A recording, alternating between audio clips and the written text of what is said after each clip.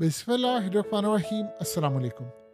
इस वक्त लिबनान के टीवी पर खबर जो चल रही है, उनके मीडिया ने इन्फॉर्म किया है कि अमेरिका ने इस वक्त तमाम मिडल ईस्ट की कंट्रीज यानी अरब कंट्रीज को इंक्लूडिंग लिबनान इन्फॉर्म ये किया है कि ईरान अगले 48 से 72 घंटे के अंदर अंदर हमला करने के लिए जा रहा है। और इस सारी सूरत हाल में उन्होंने यूरोपियन कंट्रीज को भी इन्फॉर्म कर दिया है और इसके अलावा पूरे रीजन के अंदर और वर्ल्ड वाइड यानी समझ लें 100 से ज़ायद ममालिक को अमेरिका ने इन्फॉर्म किया है कि ईरान अगले 48 से 72 घंटे के अंदर इमीडिएटली हमला करने के लिए जा रहा है। अभी सूरत हाल में आप देखें तो महमूद अब्बास सऊदी अरब के दौरे पर थे। अचानक वो अपना दौरा मुख्तसर करके फौरी तौर पर पहुंचे हैं अपने मुल्क यानी फलस्तीन में, वेस्ट बैंक में। अब महमूद अब्बास वापस पहुंचे हैं और इसके साथ तीसरी जो बड़ी डेवलपमेंट हुई है वो अचानक से लिबनान यानी हिजबुल्लाह की जानिब से जो इसराइल के खिलाफ ऑपरेशन किया जा रहा था उसको फिलहाल रोक दिया गया है। अब ये बिल्कुल चीजें अनक्लियर हो रही हैं कि क्या होने जा रहा है। देखिए, अभी तक ईरान की जानिब से जो मामला सामने आ रहा है वो इस वक्त रिस्क लेने को तैयार नहीं है, यानी को बड़ा रिस्क हमले के लिए, क्योंकि उनको पता है इसराइल ये जंग बिल्कुल चाह रहा है। अब सवाल यहाँ पर यह पैदा होता है कि अगर लेट से ईरान हमला नहीं कर रहा तो इसका अल्टीमेटली नुकसान तो हो रहा है इसराइल को। उसकी वजह यह है कि इसराइल ये चाह रहा है, एक तो वो खौफ में जी रहे हैं, बहुत ज्यादा परेशानी में जी रहे हैं, लेकिन ऐसा लग रहा है कि गालिबन अमेरिका इस सारी सूरत हाल में समझ रहा है चूंकि अब इसराइल की फौजें आ गई हैं और वो वेस्ट बैंक यानी मगरबी किनारे पर ऑपरेशन उन्होंने शुरू कर दिया है और इसके बाद सारा मुल्क हाथ से निकलने वाला है। तो इस सारी सूरत हाल में गालिबन अब वो इन पर स्ट्राइक करने के लिए जा रहे हैं कि ऐसा उनको लग रहा है कि इसके बाद ये भी चीज़ चली जाएगी अगर हम ये काम नहीं करेंगे। ये गालिबन इस सूरत हाल में अमेरिका की जो इंटेलिजेंस मालूमात है वो कितनी दुरुस्त हैं, क्या होगा ये तो अगले 72 घंटों में पता चल जाएगा। लेकिन एक मामला बड़ा क्लियर है कि अब जो टफ डेज आने वाले हैं वो बड़े खतरनाक हैं। उसकी वजह क्या है? देखिए, ट्रंप के आने से पहले पहले ये बड़ी जंग छेड़नी है उन्होंने, और ट्रंप के आने में अब टाइम बिल्कुल थोड़ा है। जो सूरत हाल पैदा हो रही है गालिबन वहां पर इस्टेब्लिशमेंट उस तरह का झुल्लू नहीं फेर सकते। अगर फेरेंगे तो आपको पता है कि ट्रंप ने एक कॉल देनी है और वैसे भी 80% अवाम इस वक्त उसके साथ है। तो इस दफा उन्होंने इस्टेब्लिशमेंट को गले से पकड़ लेना है और कहना है कि अब तुम्हें हम कब्र में उतार करेंगे। तो इस्टेब्लिशमेंट भी ये सोच कर रिस्क लेगी कि क्या हम रिस्क ले सकते हैं झुर्लू फेरने का या नहीं। लेकिन सबसे बड़ा मसला यहाँ पर यह है कि उसके फिर आने से पहले पहले मामला करें। अब इनके पास एक ही रास्ता बचा है कि अगर ईरान स्ट्राइक नहीं करता तो हम फिर वेस्ट बैंक को पूरी तरह उलट दें, यानी जितना फलस्तीन रह गया इसके ऊपर कब्जा कर ले और इनको यहाँ से निकाल दें। सवाल ये है कि इनको निकालेंगे कहाँ पर, लेकर कहाँ पर जाएंगे, क्या सूरत हाल होगी ये किसी को नहीं पता। लेकिन एक बात तय है कि कुछ बहुत खतरनाक होने वाला है जो गालिबन अभी किसी को अंदाजा नहीं है कि क्या ईरान स्ट्राइक करेगा या ईरान का कह कर इसराइल स्ट्राइक करने वाला है। जो सबसे अहम बात यह है क्योंकि इसराइल ने कह दिया है कि हम स्ट्राइक करने के लिए जा रहे हैं। देखिए, एक होता क्या है, अमेरिका एक माहौल बनाता है, इस माहौल को आपको समझना है। अब ये जरूरी नहीं है कि ईरान हमला करने के लिए जा रहे हैं, ये भी पॉसिबिलिटी है कि वो कर दे।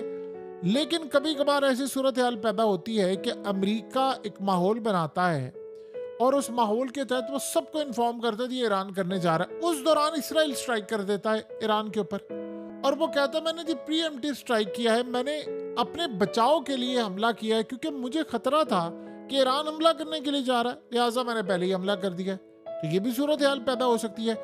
अब ये भी कहानी हो सकती है कि अमेरिका ये खेल ये सारा कुछ बिसात बिछा रहा है इसराइल के कहने पर ताकि इसराइल को एक जवाब मिल सके कि हम हमला करने के लिए पहले इसलिए गए थे क्योंकि हम पर हमला होने जा रहा था। और अमेरिका की इंटेलिजेंस एजेंसी हमारा सोर्स थी, उन्होंने अरब ममालिक को, मिडिल ईस्ट को, यूरोप को, एशिया को हर जगह बता दिया है कि हमला होने जा रहा है। तो देखिए, सबको बताने का मकसद उसका ये था कि हम बचे तो लिहाजा हम तैयार हैं। अब ये जो सिनेरियो हुआ है उसमें आप देखें कि अमेरिका ने बहुत सारे ऐसी जगह जहां पर उनकी नेवी होती थी वहां से इमीडिएटली सारी की सारी नेवी को मूव करके चारों तरफ इसराइल को वॉल बनाकर घेर लिया है। अब कुछ अजीबोगरीब होने के लिए जरूर जा रहा है। ये नहीं पता कि कब होगा, क्या सूरत हाल होगी, लेकिन ऐसा लग रहा है कि मामलात काफी हद तक खराब हो रहे हैं। क्योंकि देखिए, महमूद अब्बास का वापस आना और फिर ये जो मामला था, ये तो क्लियरली बता रहे हैं कि वेस्ट बैंक की जो सूरत हाल है मगरबी किनारे की, वो बिल्कुल खतरनाक है। और आज सूरत हाल शाम के अंदर अमेरिका पर हमले हुए हैं और इस सारे मामले पर देखिए पूरी दुनिया में एक अजीबोगरीब सिनेरियो बर्पा हो रहा है। हर रोज कोई ना कोई बुरी खबर आ रही है पूरे वर्ल्ड से। पहले तो ये होता था कि जी पाकिस्तान के अंदर से बुरी खबर आ रही। पाकिस्तान तो खैर पीक पर है, वहाँ तो कोई अच्छी खबर आपको सुनने को कभी नहीं मिलेगी। लेकिन अब दुनिया के अंदर से भी हर वक्त एक धड़का सा लगा हुआ है कि मामला काफ़ी हद तक ख़राब हो रहे हैं। असल में अगर आप चीज़ गौर करें तो इसराइल सारे काम कर रहा है। यानी पहले ईरान पर हमला किया कि ईरान स्ट्राइक करेगा, ईरान ने नहीं किया। अब वो वेट करे। आज उनके जो चीफ है उन्होंने कहा है कि जी हमने करना है, बड़ा कैलकुलेटेड रिस्क होगा। जाहिर सी बात है वो इस सारे सिनेरियो में एक चीज़ को मेक श्योर करना चाह रहे हैं कि इसराइल के खिलाफ हमारा स्ट्राइक हो, लेकिन हमने अपनी तो फैसिलिटीज़ भी बचानी है। देखिए, अगर कोई ये बात कह रहा है कि इसराइल बिल्कुल यानी इस सारे सिनेरियो के अंदर उसके पास तैयारी नहीं है, उसके पास फैसिलिटी है, उसके पास अमेरिका है, उसके पास और बहुत सारी ताकतें हैं। ईरान को पता है कि वो अपने महदूद वसाइल के साथ उसको जंग लड़नी है तो अकेले लड़नी है, कोई उनकी मदद करने के लिए नहीं आ रहा। तो अचानक से आज जो सूरत हाल पैदा हुई है वो थोड़ी सी अजीबो गरीब लगी है सबको कि अचानक से लेबनान की जानिब से यानी एक जो स्केल बैक कर लिया गया है कि जी अभी हमें ऑपरेशन नहीं करे। ये लास्ट टाइम हमको नजर आया था जब ईरान ने हमला किया था, तब अचानक से यमन ने अपने हमले बंद कर दिए थे, अचानक से इराक ने हमले बंद कर दिए थे, शाम से भी कोई कार्रवाई नहीं हो रही थी। और आपको पता है कि सूरत हाल में लिबनान ने भी हमला बंद कर दिया था और वो उन्होंने इन्फॉर्म करके हमला किया था। उसमें जब सबसे पहले आपको याद है कि ईरान ने हमला किया था तो उसमें एक बड़ी अजीबोगरीब बात सामने आई थी कि इन्फॉर्म ये किया था अमेरिका ने और इसराइल ने, पहले ये शोर मचाया था कि जी इराक ने भी हमला किया है, लिबनान ने भी हमला किया है, शाम से भी हमला हुआ है, यमन ने भी हमला किया है, फलाने ने भी किया है। उन्होंने असल में एक्सपेक्ट नहीं किया था कि ईरान इतना बड़ा हमला कर देगा। उन्होंने कहा जी इराक के अंदर से भी हमला हुआ है, फलानी जगह से। बाद में पता ये चला कि तमाम प्रॉक्सीज को ईरान ने रोक दिया था और कहा था कि मैं अकेला हमला करूंगा, मैं अपने पावर शो करूंगा।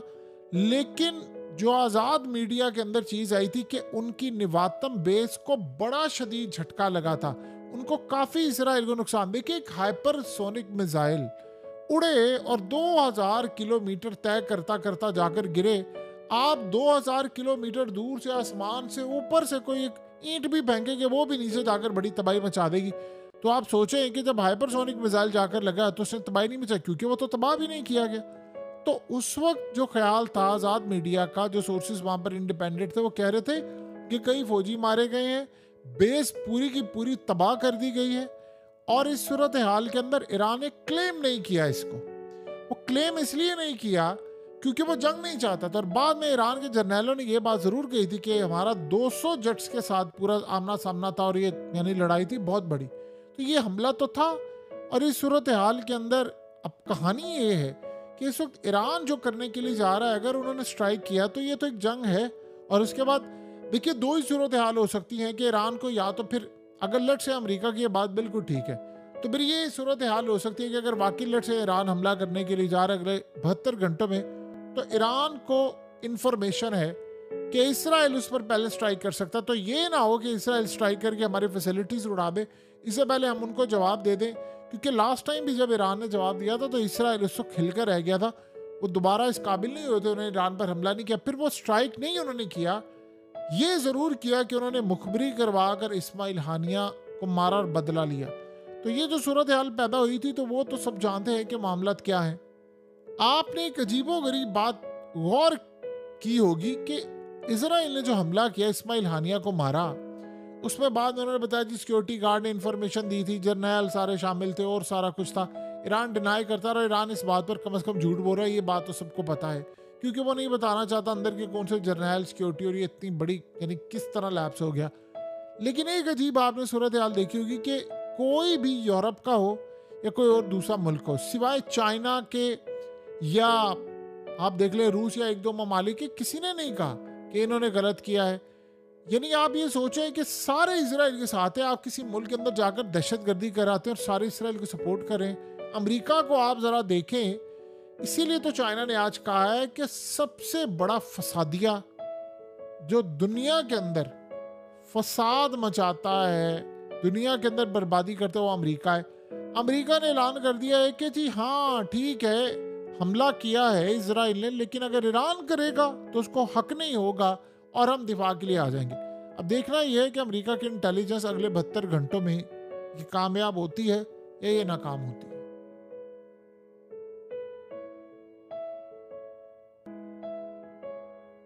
हकीकत टीवी को सब्सक्राइब करना मत भूलें, वीडियो को लाइक करें, शेयर करें और कमेंट सेक्शन में अपनी राय का इजहार ज़रूर करें।